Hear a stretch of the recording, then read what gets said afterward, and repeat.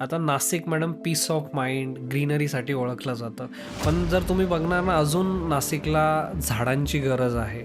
तर यासाठी नाशिक महानगरपालिकेचं काही व्हिजन आहे का, की महानगरपालिकेचं विजन काय आहे? हरितकुंभ आपण करतोच आहे. त्याचबरोबर सन्माननीय कुंभमंत्री गिरीजी महाजन यांच्या माध्यमातनं आणि नाशिक साठी मुख्यमंत्री साहेब स्वतःच गिरीशजींनी 10,000 झाडं ऑलरेडी तुम्हाला माहिती आहे की ते स्वतः ते घेऊन लावून असं सगळं करतायत.